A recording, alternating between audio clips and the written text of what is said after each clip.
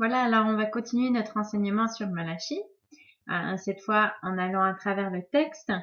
Donc, comme je l'ai mentionné dans la vidéo d'introduction, on va traverser le texte en suivant chaque question qui est posée.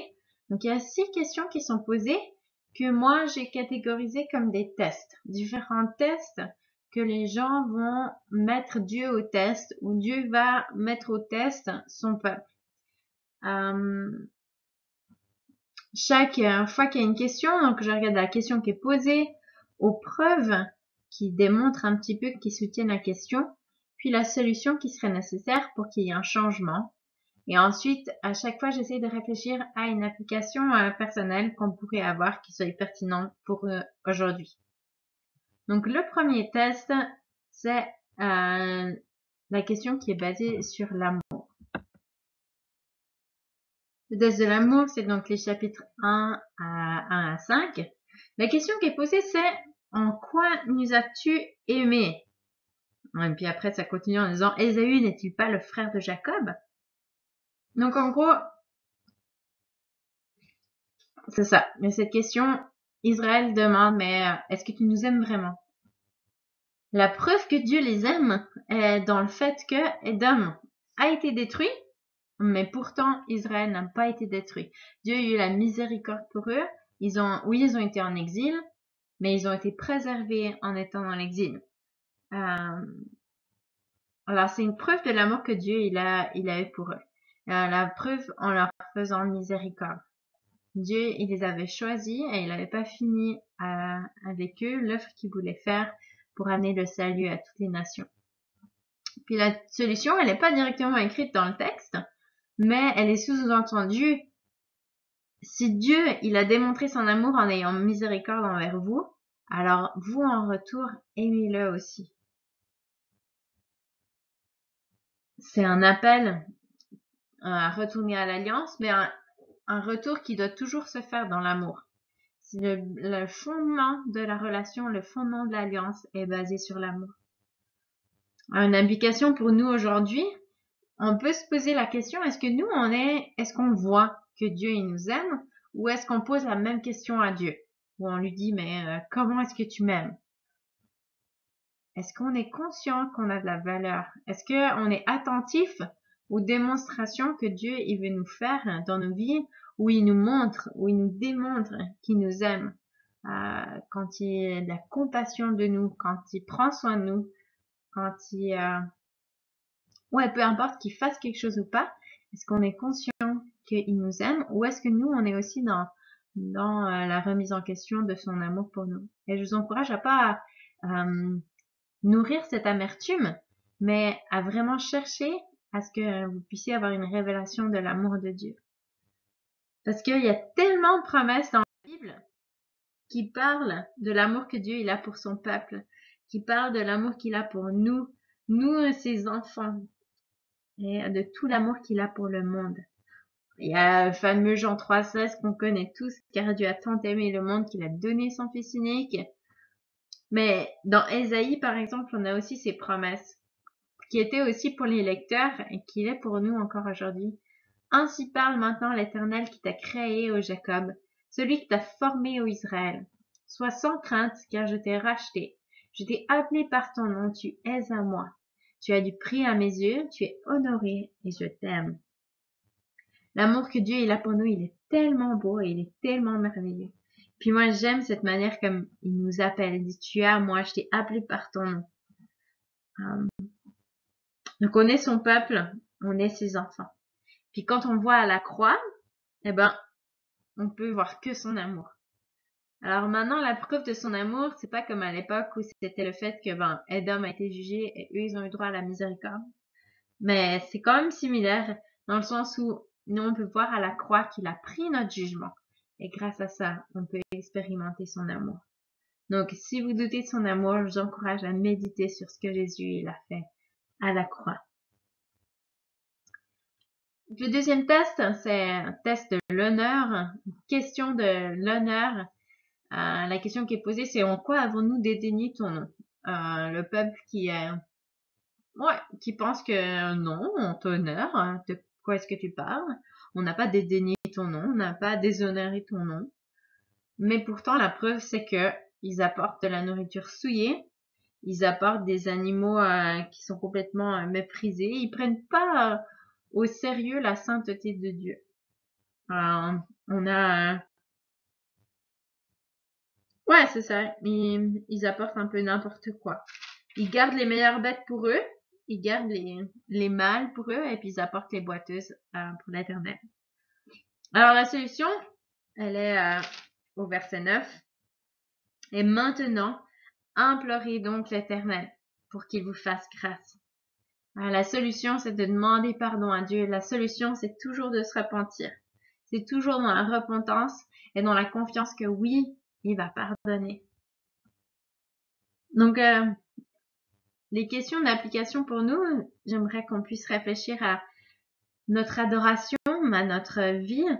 Est-ce que dans notre adoration, dans notre vie, on honore Dieu, on montre qu'il mérite l'honneur et la gloire? Ouais, quel genre de prêtre est-ce qu'on est? Est-ce qu'on enseigne les gens que notre Dieu est un Dieu saint, qui mérite le meilleur et que nos vies, elles valent la peine d'être complètement dépensées pour Dieu? Ou est-ce que on vit pour nous-mêmes? On vit pour notre propre bien et puis, tant pis si les gens ils vivent n'importe comment autour de nous. Et puis, est-ce qu'on vit dans la crainte des hommes, comme eux, ça va être de l'honneur pour les gouverneurs, pour les gens autour d'eux, mais pas pour notre Dieu? Je pense que des fois, c'est sûr qu'on a de la chance de pouvoir aller devant le trône de la grâce sans crainte, et puis on peut appeler Dieu notre meilleur ami, et puis on peut lui parler face à face. Mais des fois, avec tout ce langage qu'on utilise dans nos églises, on perd peut-être l'aspect de la sainteté de Dieu et qu'il mérite l'honneur, il mérite le meilleur de nous. Ce verset dans l'Apocalypse dit bien, tu es digne, notre Seigneur et notre Dieu, de recevoir la gloire, l'honneur et la puissance, car tu as créé toutes choses, et c'est par ta volonté qu'elles existent et qu'elles furent créées. On est souvent bon en tant que chrétien à dire que oui, on peut faire les choses pour le Seigneur, notre service il est pour le Seigneur et il n'est pas pour les hommes. Alors c'est bien joli en théorie, mais en pratique, souvent on est très zélé pour le Seigneur quand il s'agit de faire des choses devant les hommes, et puis d'enseigner, et puis d'aller devant, et puis même de nettoyer des toilettes et autres, tant qu'on nous voit, tant qu'on nous remercie, tant qu'on est honoré, tant qu'on a dit quelque chose. Mais quand il n'y a personne qui est là pour regarder, des fois on perd un peu notre zèle de donner de l'honneur à Dieu. Ma leader de IB, j'aimais bien, elle nous avait dit que elle faisait toujours son lit le matin, même s'il y avait personne qui la voyait. Pour elle, c'était une manière d'être fidèle dans les petites choses et puis une manière d'adorer Dieu. C'était pas grave, en effet, si elle faisait pas son lit, mais en commençant avec ça, elle voulait adorer Dieu. Puis c'est vrai, c'est une petite chose, c'est un petit effort qui est demandé, mais ça nous met directement dans l'état d'esprit que par tous mes efforts, toutes les petites choses que je vais faire, je veux honorer Dieu. Parce qu'en fait, qu'est-ce qui se passe si on fait pas notre lit? Ben, c'est pas grave. Mais après, l'étape d'après, c'est on va pas faire la vaisselle. Puis après, on va laisser de la saleté. Puis après, la saleté, ça va amener de la pourriture. Et puis la pourriture, ça va amener des maladies. Et puis les maladies, ce sera pas très honorant pour tous nos invités et les gens qu'on va accueillir et même les gens qui vivent dans notre famille. Donc, c'est des petits actes, mais je crois que c'est aussi pour ça que Dieu nous appelle à être fidèles dans les petites choses. Et du coup, c'est vrai que depuis, je pense régulièrement le matin à ma leader qui faisait son lit. Alors quand j'ai pas un peu la paresse et que j'ai pas envie de faire mon lit, je repense à elle. Puis je me dis, ok, ça va me prendre un petit peu d'effort de faire mon lit ce matin, mais j'ai envie de passer ma journée à faire des efforts pour me donner à 100% à Dieu dans tout ce que je fais. Que les choses, on les voie ou qu'on les voie pas, je vais les faire pour honorer Dieu. Parce que lui, il mérite tout notre effort. Et puis, dans le texte, il dit, vous dites, quelle fatigue, mais vous apportez ce qui est dérobé, boiteux et infâme. Des fois, on est fatigué pour faire des choses qui honorent les autres, mais quand c'est des choses pour nous-mêmes, par exemple, se garder une bonne brebis mâle en bonne santé, alors là, tout d'un coup, non, on en a besoin pour travailler. Et on peut bien donner les boiteux à Dieu. Donc, qu'on puisse aussi être constant dans notre adoration envers Dieu et lui donner le meilleur parce qu'il le mérite. Le troisième test, c'est le test de fidélité avec cette question: pourquoi donc nous trahissons-nous les uns les autres? Donc, c'est toute cette histoire autour de l'infidélité, de cette horreur qui est commise en Israël avec les hommes qui vont chercher des femmes dans les peuples étrangers, qui répudient leurs femmes, donc il y a des divorces, et puis il semble qu'il y a même de la violence qui est mentionnée, et ça c'est vraiment une horreur pour Dieu. Donc la solution, c'est de pas être infidèle, mais de rester fidèle à la femme de la jeunesse, de pas se trahir les uns les autres dans la famille, mais de rester fidèle. C'est vraiment un engagement qui est encore tellement sérieux pour notre génération, pour les gens de notre époque. L'importance de la fidélité, de pas juste être attiré par ce qui est différent, ce qui est autre, ce qui serait les femmes étrangères comme des femmes non chrétiennes ou des hommes non chrétiens, qui nous amènent à avoir des compromis, à répudier, à divorcer, et puis même à amener jusque de la violence dans les familles. Donc c'est une application à être sérieux dans nos engagements, dans le mariage, mais aussi dans nos relations dans nos églises avec nos frères et sœurs chrétiens. Est-ce que on divorce de notre église chaque fois qu'on n'est pas d'accord avec, chaque fois que ça va pas? Est-ce qu'on se coupe? Est-ce qu'on est violent envers nos frères et sœurs chrétiens? Et puis on a aussi cette histoire où ils vont au temple, ils vont faire tout leur sacrifice, mais après ils se disent: oh mais Dieu, pourquoi tu réponds pas à nos prières? Alors est-ce que nous on a aussi tendance à cacher nos péchés par notre religiosité, par le fait qu'on va à l'église? Oui, ok, bon d'accord, j'ai peut-être péché, mais quand même j'étais à l'église, j'ai payé ma dîme, j'ai lu ma Bible, j'ai bientôt fini mon EIB en ligne. Mais est-ce que on est prêt à laisser Dieu mettre en lumière peut-être la jalousie ou peut-être une certaine infidélité qu'on a dans nos pensées envers notre femme, envers notre mari, envers les gens de notre famille, qu'on puisse simplement être prêt à se repentir, être prêt à retourner vers Dieu, à lui demander pardon parce qu'on sait que lui c'est un Dieu qui est fidèle et puis qui peut nous aider à être fidèles. Ce verset dans Proverbe 20, verset 6, qui est un bon défi. Il y a beaucoup de gens qui proclament leur bienveillance. Il y a beaucoup de gens qui disent: ah oui, je suis quelqu'un de bien, je suis un bon chrétien.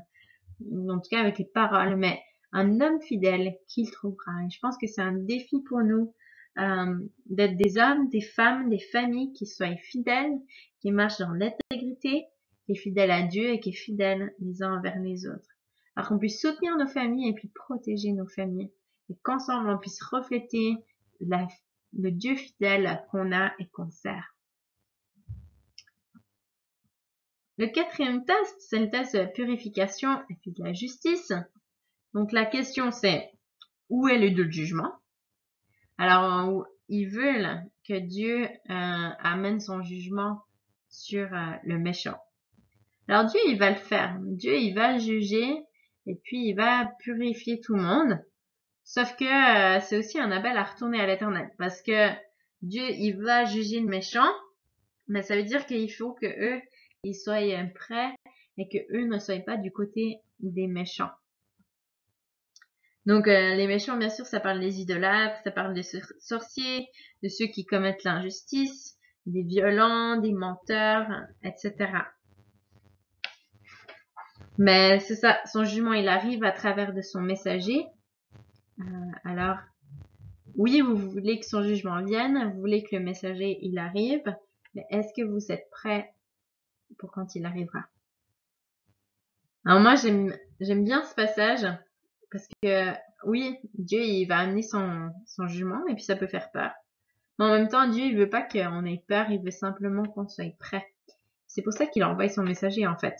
J'aime cette image comme il avertit toujours. Son but, c'est pas de condamner, mais son but, c'est de convaincre. Il veut juste nous convaincre, ok, de qu'est-ce qu'il faudrait changer. Alors, il avertit toujours son peuple. C'est tellement un Dieu qui est plein de miséricorde. Et puis, ça me fait penser à ce passage dans Corinthiens, qui dit, ah, si quelqu'un bâtit sur ce fondement avec de l'or, de l'argent, des pierres précieuses, du bois, du foin, du chaume, l'œuvre de chacun sera manifestée, car le jour la fera connaître, parce qu'elle se révélera dans le feu. Le feu éprouvera de quelle nature est l'œuvre de chacun. C'est ça.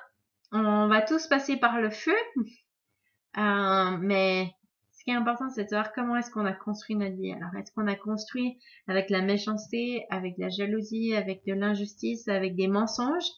Si c'est le cas, ça risque de ressembler à du bois et du foin qui vont brûler. Mais si on construit avec les valeurs du royaume, alors on sait que nos fondements sont de l'or, de l'argent, des pierres précieuses qui vont tenir la preuve du feu, et donc on n'en aura vraiment pas besoin.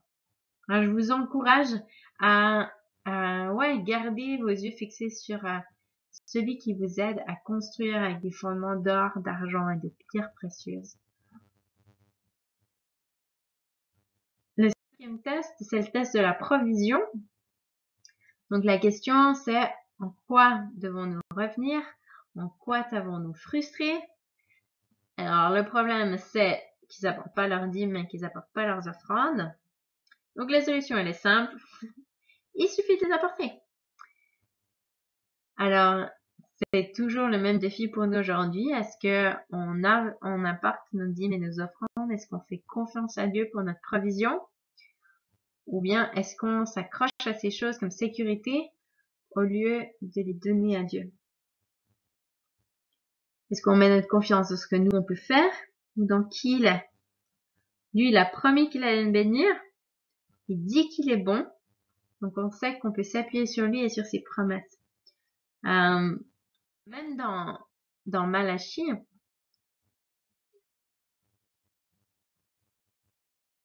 désolé. Ouais, dans Malachie, donc Malachie 3:10, il est dit, et vous verrez si je n'ouvre pas pour vous les écluses du ciel, si je ne déverse pas pour vous la bénédiction au-delà de toute mesure. Ça, c'est le cœur de Dieu. Il veut, on peut le mettre au test, il veut ouvrir les écluses du ciel et les déverser pour nous la bénédiction. Et dans le Nouveau Testament, on a ces mêmes promesses. Béni soit le Dieu et Père de notre Seigneur Jésus-Christ qui nous a bénis de toute bénédiction spirituelle dans les lieux célestes en Christ. Mon père, il est agriculteur. Et puis, du coup, c'est sûr qu'il est très dépendant concrètement des écluses du ciel. Les finances de la famille, elles dépendent de la moisson, combien il va pouvoir récolter. Et puis, la moisson, elle va dépendre de la météo. Et puis ça, il n'y a rien qu'il peut faire pour contrôler. Donc simplement, il peut faire confiance à Dieu et puis c'est tout. Et puis c'est souvent seulement à la fin de l'année qu'il va pouvoir voir combien il a récolté. Et puis, ouais, c'est tellement un privilège d'avoir pu grandir avec une famille qui craint Dieu puis une famille qui fait confiance à Dieu. Je me rappelle une fois, maman, elle avait dit qu'ils avaient fait un don qui était quand même très très important. Puis à la fin de l'année, quand ils ont fait les comptes, ils ont réalisé que ce don-là avait été complètement pourvu grâce à des très bonnes récoltes, etc. Alors c'est sûr que on dépend pas tous de la pluie littéralement pour avoir notre salaire à la fin du mois. C'est plus difficile de faire confiance à Dieu quand on attend chaque mois d'avoir notre salaire qui tombe. Mais pourtant, moi je pense que Dieu, il veut ouvrir les écluses de ses bénédictions pour ça aussi. Alors ça vaut la peine qu'on lui fasse confiance. On donne pas pour recevoir, mais on donne comme signe de confiance que lui il va prendre soin de nous et qu'il connaît chacun de nos besoins. Mieux que même nous on le sait. Puis le test final, la question finale, c'est en quoi avons-nous parlé contre toi? Mais en fait, en quoi ils ont parlé contre Dieu? C'est qu'ils ont dit, en fait, c'est en vain qu'on sert Dieu. On voit vraiment là toute la désillusion de dire, mais en fait, à quoi ça sert de servir Dieu? Sa gloire, elle est toujours pas là. Sa présence, elle est toujours pas là. Les méchants sont toujours là. Les gentils souffrent toujours de l'oppression des méchants. Mais la solution, Dieu, il va l'amener. Dieu, il va révéler qui est juste et qui ne l'est pas. Il va rappeler tout ce qu'il a fait. Mais à eux de se rappeler, d'être obéissants en fait. Et puis d'être justes, parce que là, ils vont recevoir une récompense juste. Donc une application pour nous, c'est de continuer de le servir, de l'adorer, peu importe les circonstances, en s'accrochant toujours à ses promesses. Dieu, il va faire sa justice. Il voit ce qu'on fait, il n'oublie pas ses promesses, il va nous satisfaire. Moi, j'aime beaucoup dans le chapitre 3, le verset 19, non 20, il parle du soleil, de la justice qui va se lever, de la guérison qui sera sous vos ailes, et puis que nous, on va sortir et on va sauter comme des veaux à l'engrais. Alors ça, c'est une image que je connais bien, toujours parce que j'ai grandi à la campagne, mais de ces veaux que la première fois qu'ils sortent de la grange après avoir passé tout l'hiver dedans et qui voient ces étendues d'herbes vertes, mais ils sont complètement fous. Vraiment, littéralement, ils sautent tellement ils sont contents. Et puis, c'est ce que Dieu, il veut. Oui, il y a peut-être des temps où c'est l'hiver, où c'est un peu plus difficile. Mais le temps du printemps va arriver. On va pouvoir manger en abondance. Et puis, on va recevoir cette bénédiction en abondance. Alors, je vous invite à apporter vos douleurs, vos frustrations, vos déceptions, vos désillusions à Dieu. Et puis, à lui faire confiance. À le laisser travailler en vous. Parce qu'on sait que le royaume de Jésus, il est venu pour apporter pas juste des choses en apparence, mais il est venu pour toucher nos cœurs. On sait que le roi de la lignée de David et son royaume, il n'est pas physique et politique, mais c'est un royaume qui touche le cœur. On sait qu'il a rempli le temple de sa gloire en venant habiter en nous à travers son esprit. On sait qu'il a envoyé le prophète Élie, qu'il est déjà venu, et puis qu'il nous purifie. Donc s'il a répondu à toutes ces promesses, c'est sûr qu'il va continuer à répondre aux autres promesses qu'il nous a faites. Alors soyez prêts à se laisser surprendre aussi par l'accomplissement, même s'il est un peu différent de ce qu'on pensait.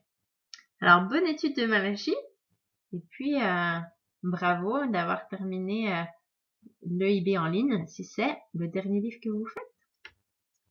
À une prochaine!